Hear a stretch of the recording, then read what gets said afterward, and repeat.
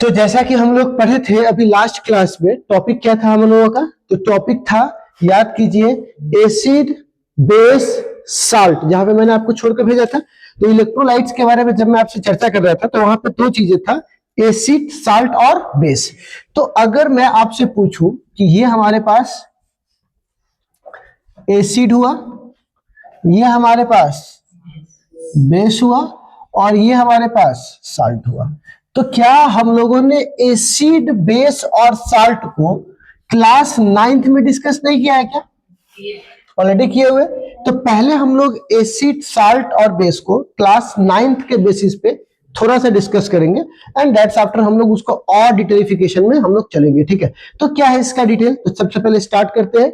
आप सब लोग जो है एक बार लिख लीजिए, तो एसिड, बेस और साल्ट लिख करके हेडिंग दीजिए, और इसके बारे में थोड़ा सा आपसे बात कर रहा हूं।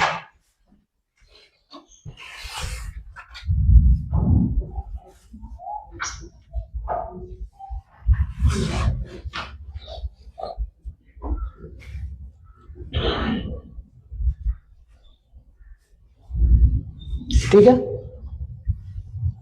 अब चलिए, सवाल है कि एसिड, बेस और साल्ट के बारे में आपने पढ़ा होगा 9वीं क्लास में कि जो चखने में क्या हो उसे क्या बोलेंगे? खट्टा को उसका बोलते हो सॉल्ट। अच्छा, आज जो खटने में क्या हो, बीटर, उसे क्या बोलेंगे? बेस। और जो एक राइट अनुपात में मिलाकर, एसिड और बेस को एक राइट अनुपात में मिला करके, और जो उससे जो न्यूट्रलाइजेशन बनता है उसको हम लोग क्या बोलते हैं बुआ? साल्ट। ठीक है, जैसे एसिड है और बेस है, तो दोनों को मिला दोगे तो उससे क्या होगा? दोनों को मिलाने के बाद एक न्यूट्रलाइज सॉल्यूशन बनेगा। क्या सॉल्यूशन बनेगा? Neutralise solution. उसी को क्या बोलेंगे हम लोग? साल्ट। तो लिखिएगा, लिखिएगा, इट इज, इसमें लिखिएगा, it is sour in taste, लिखा हुआ है सॉर इन टेस्ट। इसमें क्या लिखिएगा बुआ? और इसमें क्या लिखिएगा? It is bitter in taste, it is bitter in taste, it is bitter in test.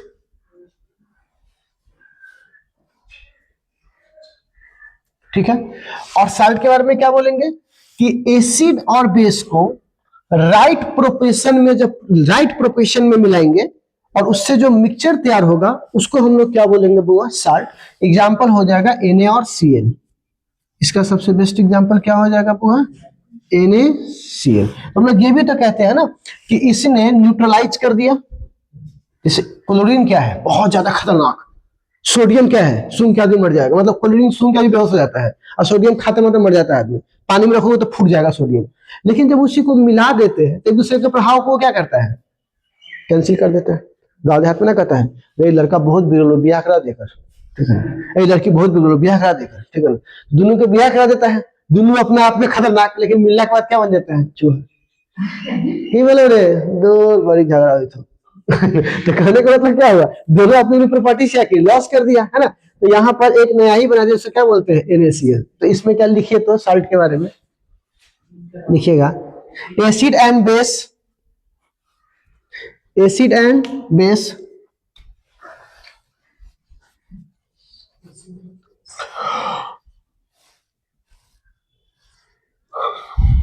Acid and base mixed, mixed in,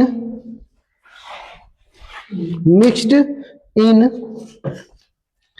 right proportion, mixed in right proportion, mixed in right proportion, proportion, they react with each other,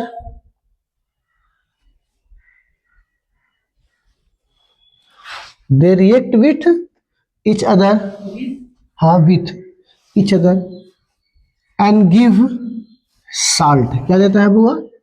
and give salt, and give salt। ठीक है, अच्छा, इसके example में क्या लिख लेंगे? Soda और shop. ठीक है, सोडा और सॉप। इसमें तो सब जानता है, लेमन वुमन, लेमन, नारंगी। एसिड में कौन कौन होता है बता तो? लेमन नहीं जानता तुम लोग? लेमन, ऑरेंज, लिख लो ऑरेंज ईटीसी, है ना, ये सब किस एग्जांपल हो जाएंगे इसके। अब बताओ तो लिटमस पेपर जानते हो, लिटमस पेपर, तो बताइए कौन लिटमस को ब्लू से रेड करेगा, कौन रेड से ब्लू करेगा, बताइए कौन रेड से ब्लू करेगा। लिटमस पेपर आप लोग पढ़े होंगे ना, देखो ये क्या करेगा, ब्लू से क्या करेगा रेड, और ये क्या करेगा रेड से ब्लू, ठीक है। ये लिटमस पेपर को ब्लू से क्या करता है रेड, और ये क्या करता है रेड से क्या करता है ब्लू। तो लिखिएगा टर्न, टर्न अगला पॉइंट में, मतलब इसके नीचे एसिड के नीचे वाला पॉइंट में, turn turn blue litmus paper into red, turn blue litmus paper into red, turn blue litmus paper into red, blue litmus paper into red. और इसमें क्या लिखिएगा, turn red litmus paper into blue, turn red litmus paper into blue, ठीक है।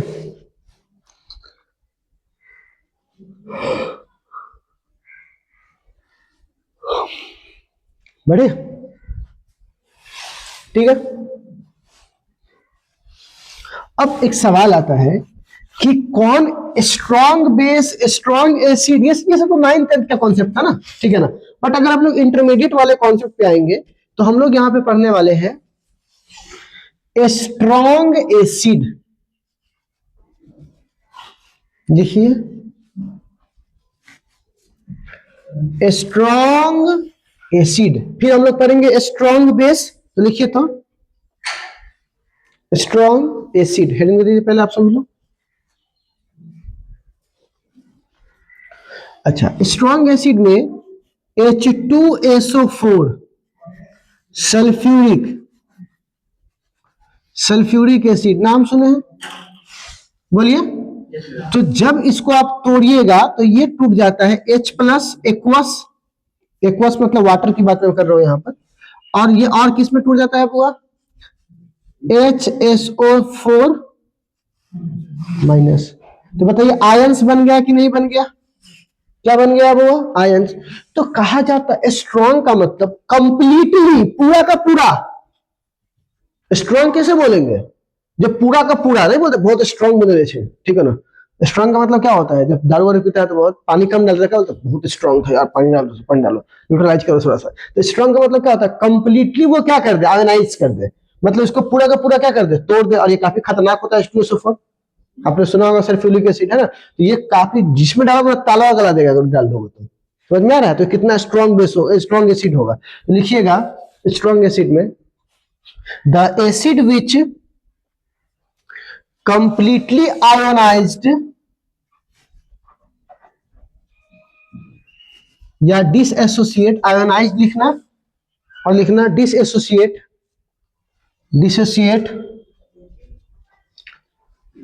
Ionised या दोनों में से कोई एक शब्द इस्तेमाल कर दो, डिसोसिएट इन वाटर,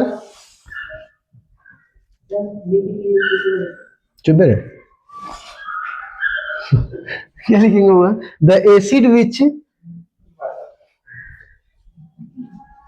कंप्लीटली, खाली कैमरा ऑन इसलिए बच गए तुम, the acid which completely ionised और dissociate in water is called strong acid. क्या कहलाएगा बुआ, स्ट्रॉन्ग एसिड, ठीक है।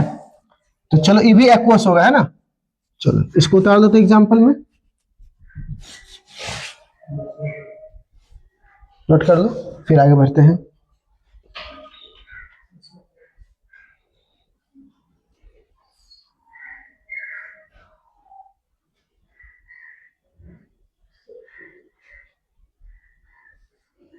ठीक है, अब हमारे पास स्ट्रॉन्ग एसिड हो गया, तो हमारे पास नेक्स्ट एग्जांपल क्या है,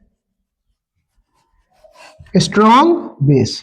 क्या आप लोग वहां देख पा रहे हैं, क्या वो आ रहा है इसमें, लिख रहा हूं आ रहा, अभी और नीचे तक जा सकता हूं, ठीक है। अब यहां पर है, देखो बुआ एक example, sodium hydro oxide,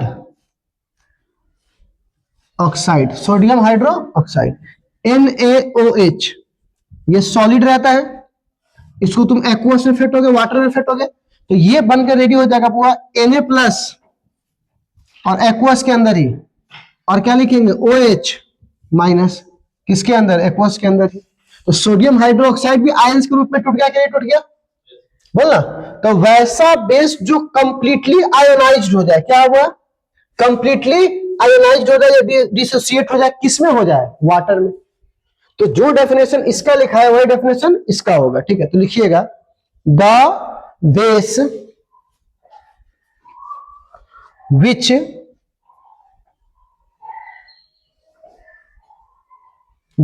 which completely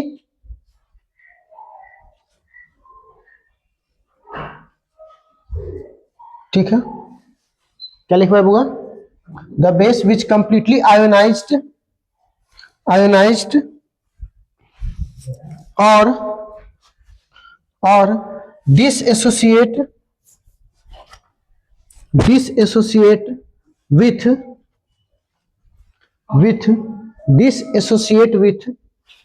disassociate in water, disassociate in water, it's called क्या कहलाएगा होगा, स्ट्रॉन्ग बेस। कौन सा बेस कहलाएगा, स्ट्रॉन्ग। अच्छा ये उतार लीजिए, सोडियम हाइड्रोक्साइड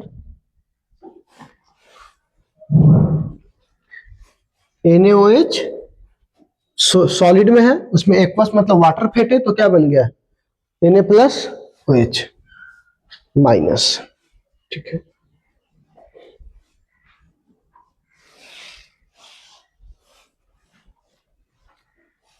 बने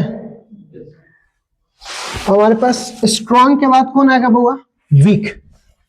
स्ट्रॉन्ग के बाद कौन आएगा, तो लिखो वीक एसिड, हेडिंग दो वीक एसिड।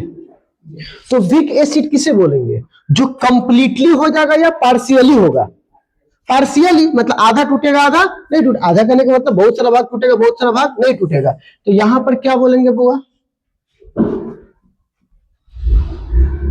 Partially ionised. कैसा आयोनाइज्ड, पार्शियली। तो अब इसका एग्जांपल देख लीजिए, जैसे NH3 है प्लस H2O है, एक्वस में है सब। अब ये अगर देखिएगा तो ये हो जाएगा NH4, क्या हो जाएगा NH4, और प्लस यहां पर क्या हो जाएगा OH। तो ये यहां से ले लिया तो एक क्या हो जाएगा प्लस, और एक क्या हो जाएगा माइनस, हो जाएगा कि नहीं हो जाएगा। तो यहां पर ये भी क्या हो जाएगा वो एक्वस, और ये भी क्या हो जाएगा एक्वस, सब पानी में है ना सब, ठीक है। तो यहां पे कोई दिक्कत आप लोगों को, तो वही डेफिनेशन था। तो अब यहां पे अगर तुम वीक एसिड, पहले समझ लो पूरी बात को, पहले वीक एसिड का डेफिनेशन लिखवा दिए, नहीं लिखवाए, तो क्या लिखेंगे, the acid which is partially ionised in water is called, क्या कहलाएगा वो, तो लिखिएगा the acid which is partially ionized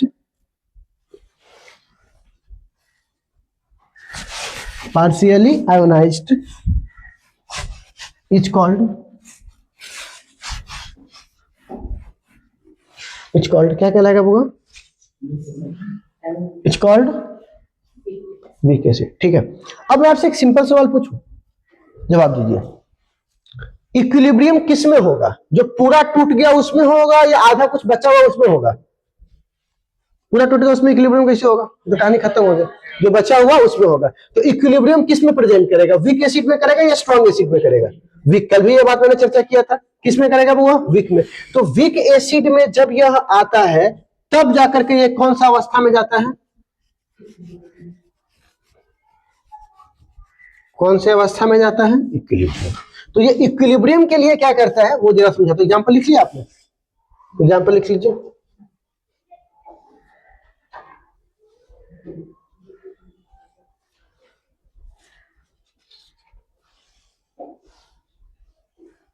ठीक है।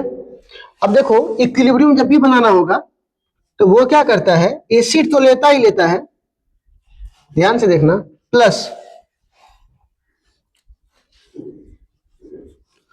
Conjugate base. अब आपके दिमाग में क्वेश्चन आएगा कि सर कंजुगेट क्या है, जो वर्ड आपने लिखवाया है इसका क्या मतलब है। बट हम नहीं चाहते कि एक साथ सारा फ्रंट खोल दे ताकि आपका दिमाग कंफ्यूज हो जाए।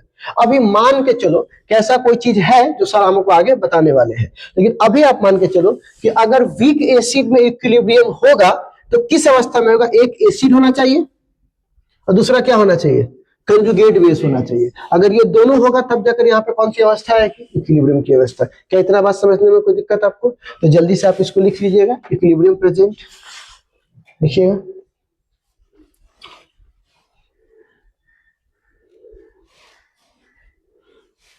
ठीक है,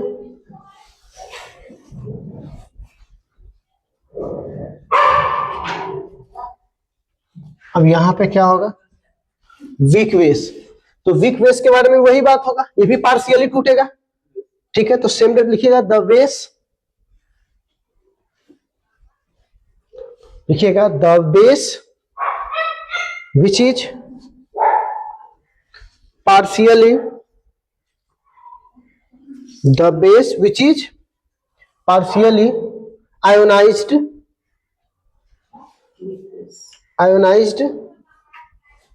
in water, it's called weak base। क्या कहलाएगा, weak base।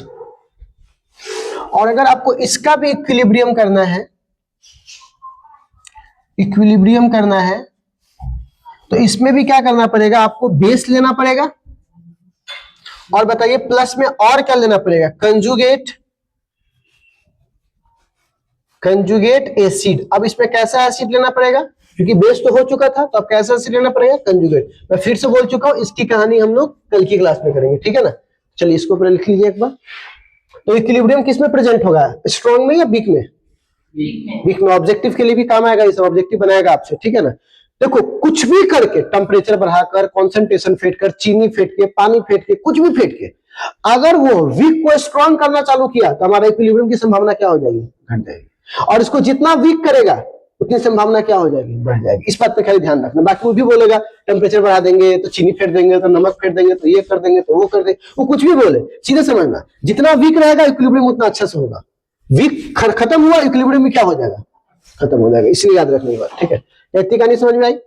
अब हम लोगों ने अभी चार चीजें देखी, strong acid, strong base, weak acid, weak base. अब कुछ एग्जांपल्स आपको रखने पड़ेंगे दिमाग में कि कौन स्ट्रॉन्ग है कौन वीक है, ऑब्जेक्टिव वगैरह के लिए। हालांकि हम लोग डिटेलिंग आगे करेंगे तो पढ़ते पढ़ते नाम आप याद रख लीजिएगा, ठीक है। तो मैं कुछ लिस्ट आपको बनवा देता हूं। तो सबसे पहले लिस्ट बनवाता हूं स्ट्रॉन्ग एसिड का, फिर किसका बनाऊंगा बुआ, बेस का, फिर बनाऊंगा वीक का, ठीक है।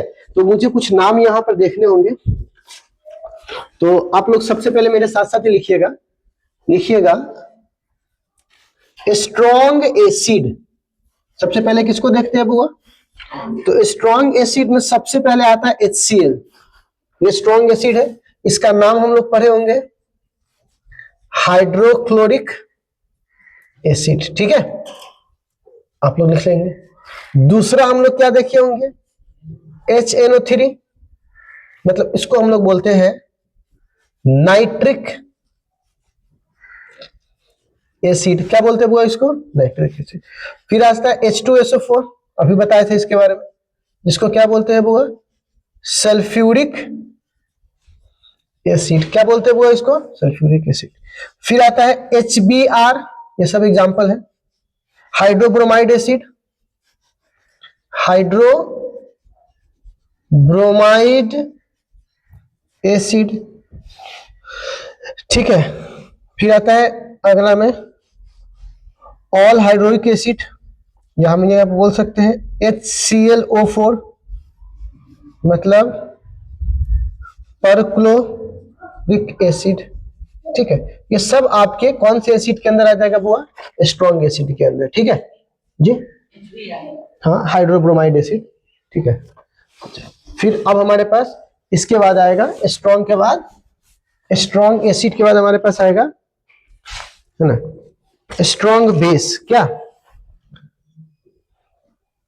कि वीक पहले वीक एसिड लिख दे, ठीक है, ठीक है, वीक एसिड के नाम आप इसको लिख चुके हैं, पहले नोट कर लीजिए, पहले आप लिख लीजिए। मैं आ रहा हूं ना इसमें,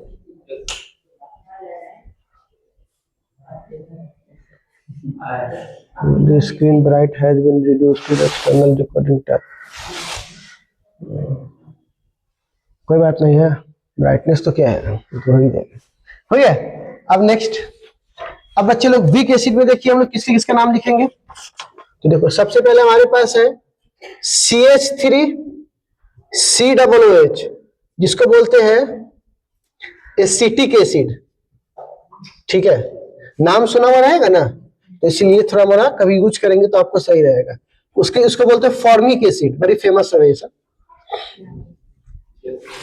ठीक है। मैं लिस्ट दे भी सकता था लेकिन लिखवा रहा हूं इसलिए ताकि आप नाम एक बार सुनो इसका, ठीक है ना। HF को बोलते हैं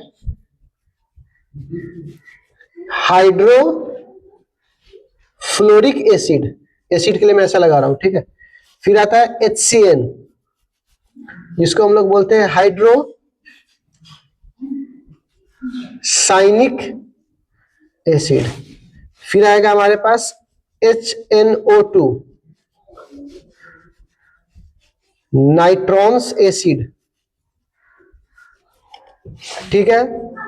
फिर आएगा HSO4 माइनस, इसको बोलते हैं हाइड्रोजन सल्फेट,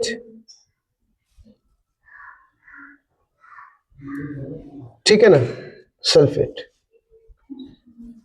सल्फेटॉन्स, ठीक है। चलो ये हमारे पास हो गया, कौन सा हुआ, वीक। आप लिखते रहिए, तब तक मैं स्ट्रॉन्ग बेस लिख देता हूं, ये लिख चुके हैं ना आप लोग। अब स्ट्रॉन्ग बेस लिख देता हूं और वीक बेस लिख देता हूं। पहले एसिड हो गया, अब बेस की बात करूंगा। स्ट्रॉन्ग बेस, तो स्ट्रॉन्ग बेस में हम लोग लिखेंगे NaOH, जिसको बोलते हैं सोडियम हाइड्रो ऑक्साइड। फिर बोलते हैं KOH, potassium hydro oxide.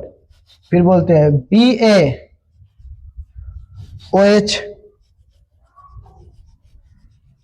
Barium hydro oxide, ठीक है। ये हमारा स्ट्रॉन्ग हुआ। वीक यहीं पे लिख दूं क्या, वीक बेस। सबसे पहले NH3, जिसको बोलते हैं अमोनिया, नाम सुनेंगे इसका। उसके बाद CH3NH2, इसको बोलते हैं मिथाइलमाइन, ठीक है। इसका नाम है C5H5N, इसको बोलते हैं पिरिडीन। उसके बाद है NH4OH, दिखना है ना, दिख रहा है ना रे, अगर नहीं दिख रहा तो समझ जाना, अमोनियम हाइड्रोक्साइड, तुम लोगों से लिखवाएंगे, ठीक है। बस इतना है, ठीक है, नोट करो ना स्पीड में। आई भी देखना कि चलते रहना चाहिए, टिक टिक टिक टिक ये सब।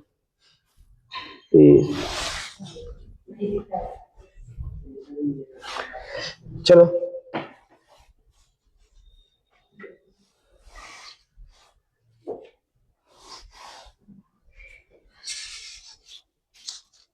हो गया।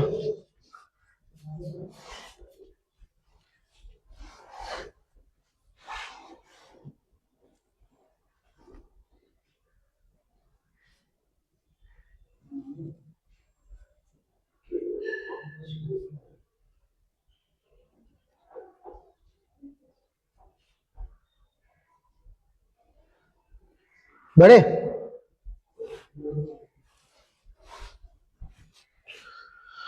नारायण नारायण, थोड़ा पानी का प्रबंध करो तो, बगल में से देख के लिख लेना, स्पीड में चला के पेट से चला के लाना। गरम पानी लेके है तो तुम फ्लेक्स कर दो, गरम पानी लेके आई हो तो फ्लेक्स कर दो तुम। तब तक हम बोल देते हैं, अगर आप चाहते हैं कि आप CBSE के लिए, क्लास के लिए, आप बोर्ड के लिए पढ़े, तो आप इस चैनल से जुड़ सकते हैं हमारे एमर्स इंस्टीट्यूशन से, और अगर आप ऑफलाइन में चाहो तो ऑफलाइन में भी आ सकते हैं। तुमने हंस दिया पहले ही, आने वाला वो भी नहीं आएगा, पर चालू नहीं करेंगे।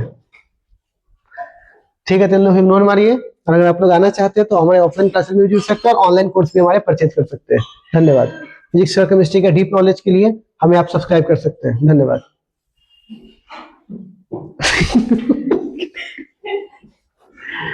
हमारा सबसे बड़ा दुश्मन हो।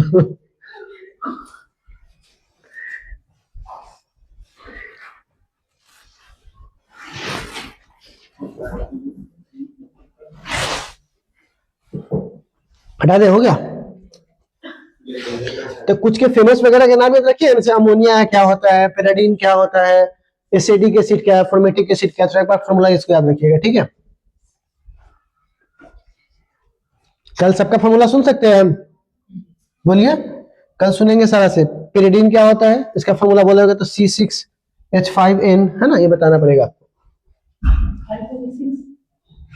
5 नहीं, C5H5N1। आगे बढ़े। तो अब एक सवाल आता है, हम एक बात बताइए, अगर हमको इक्विलिब्रियम पकड़ना होगा तो हम किसका इक्विलिब्रियम पकड़ेंगे, स्ट्रॉन्ग वाले का कि वीक वाले का? वीक वाले का पकड़ेंगे ना। तो अब सवाल है, वीक में भी कितना इक्विलिब्रियम होगा, किस हद तक इक्विलिब्रियम होगा, हम कहां तक इक्विलिब्रियम करवा सकते हैं। इस चीज को पकड़ने के लिए एक चीज आएगा जिसको हम लोग बोलेंगे डिग्री ऑफ डिसोसिएशन। क्या बोलेंगे बुआ? या आयोनाइजेशन। ठीक है, तो अभी हम लोग पढ़ने वाले डिग्री ऑफ आयोनाइजेशन। ठीक है, ताकि पता चले किस हद तक ये हो सकता है। ठीक है, तो हम लोग अभी पढ़ने वाले हैं डिग्री ऑफ आयोनाइजेशन, जिसको बोल सकते हैं DOI, बोल सकते हैं डिग्री ऑफ आयोनाइजेशन। ठीक है, अब सवाल होता है ये क्या होता है डिग्री ऑफ आयोनाइजेशन, तो जरा समझिए। देखो, ये कहता है कि डिग्री ऑफ आयोनाइजेशन में, जैसे मान लो कि हमारे पास 100 मॉलिक्यूल्स है। कितने मॉलिक्यूल्स है? 100 मॉलिक्यूल्स। हमने इस मॉलिक्यूल्स में से 10 को तोड़ दिया। कितना को तोड़ दिया? हमारे पास थे कितने? 100, तोड़े कितने? 10। तो हमने 10 को तोड़ पाया ना। तो डिग्री ऑफ आयोनाइजेशन कहता है 10 ऊपर रहेगा जिसको तुमने तोड़ा है, और टोटल कितना में तोड़ा है? 100 में। तो डिग्री ऑफ आयोनाइजेशन कितना होगा? 1/10 10th, 1/7, मतलब तुमने 100 में से 7 को तोड़ पाया।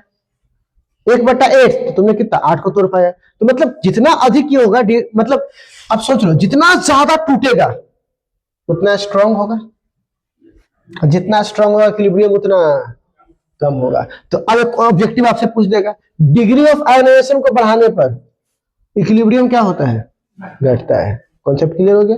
ठीक है, तो अब प्यारे बच्चों आपसे पूछेगा क्या होता है, तो क्या बोलेंगे? It is the ratio number of molecules in ionisation to the total number of molecules. इसी रेशियो को हम लोग क्या बोलते हैं? Degree of ionisation. तो डिग्री ऑफ आयोनाइजेशन किससे कहते हैं, समझ में आ गया? ये बताता है कितना टूटा, किस हद तक टूटा। इसी के लिए कौन आया? तो लिखो, तो लिखवाता हूं, लिखो। It is the ratio of number of molecules ionized, number of molecules ionized to the number of molecules ionized.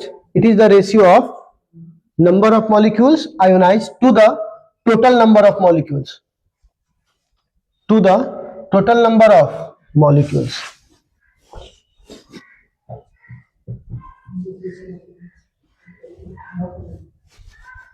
ठीक है, टोटल नंबर ऑफ मॉलिक्यूल्स। ठीक है, अब इनवर्सली प्रोपोर्शनल टू, हाँ ठीक है। अब लिखो, अब लिखिएगा, ये पिक्चर बना लीजिएगा आप लोग स्पीड में, बना लीजिए जल्दी से पिक्चर, जल्दी से।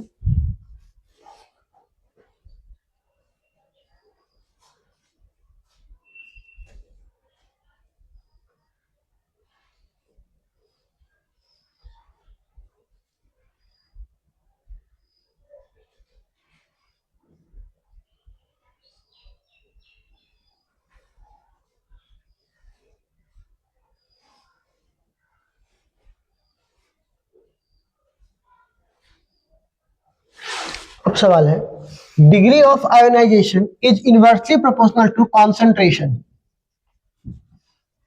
आप कहिएगा ये क्या होता है? ले चटर्जी के बारे में आपको पढ़ाए थे, तो ले चटर्स लॉ क्या कहता है? सिंपल सी बात है कि अगर आपने एक्स्ट्रा वाटर ऐड किया, कैसा वाटर ऐड किया? एक्स्ट्रा वाटर ऐड किया, तो पहले से ज्यादा रिएक्शन होगा। कोई नमक है उसमें कम में पानी है, कोई एक जग पानी डाल दो, पूरा नमक उसमें क्या हो जाएगा? इजिली घुल जाएगा। अब सोचो ना, एक गिलास वाटर में 3 चम्मच नमक डालो और उसमें 1 जग पानी डालोगे तो जल्दी घुलेगा, क्योंकि उसको स्पेस ज्यादा मिल जाएगा घुलने के लिए। तो अगर यहाँ पे एक्स्ट्रा वाटर ऐड करोगे तो क्या बोलेगा? यहाँ पे डाइल्यूशन बढ़ेगा। डाइल्यूशन क्या बढ़ेगा बुआ? डाइल्यूशन। तो यहाँ पर जब डाइल्यूशन बढ़ेगा तो कॉन्सेंट्रेशन क्या होगा? बढ़ेगा। और कॉन्सेंट्रेशन बढ़ेगा तो यहाँ पर DIO घटेगा, मतलब कि इक्विलिब्रियम क्या होगा? कमजोर होगा। क्योंकि जब पूरा का पूरा टूटिए गया, खत्म हो गया, तो बचा क्या भाई? कुछ बचना तो चाहिए इक्विलिब्रियम होने के लिए। तुम अधिक पानी डालो तो नमक गायब होते चले जाएगा, तुम जितना अधिक पानी डालोगे उतना वो क्या था? खत्म होते चले जाएगा। अरे बात समझ में? जैसे चीनी है, 1 कप चीनी में, 1 कप पानी में तुम 3 कप चीनी डालो तो चांस है कि उसमें से 1 चम्मच चीनी पड़ल रहेगा उसी तरह, क्योंकि ऑलरेडी पहले से बहुत सारा घुला हुआ है। लेकिन उसी में 1 जग पानी और डाल देता, खत्म हो जाएगा। तो ये क्या बढ़ जाएगा? उसका पूरा कॉन्सेंट्रेशन।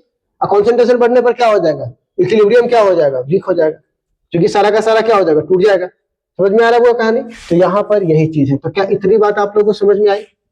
कोई दिक्कत? अब इससे आगे की कहानी जानने के लिए देखते रहिए स्टार प्लस। ठीक है, तो बच्चे लोग अब इससे आगे की कहानी हम लोग कल जानेंगे, जिसमें हम लोग आपको जो कंजुगेटिव वाला पढ़ा है ना, कंजुगेटिव और लॉ आएगा, इसके कुछ नियम आएंगे, वो लुईस लॉ, बाकी सब लॉ तुम लोग कल देखेंगे। ठीक है, इतना समझने में कोई दिक्कत आप लोगों को? तो चलिए, ये हमारा आज का क्लास रहा, खत्म हुआ, फिर मिलते हैं कल। ठीक है, आप लोगों को तो पता ही है सब।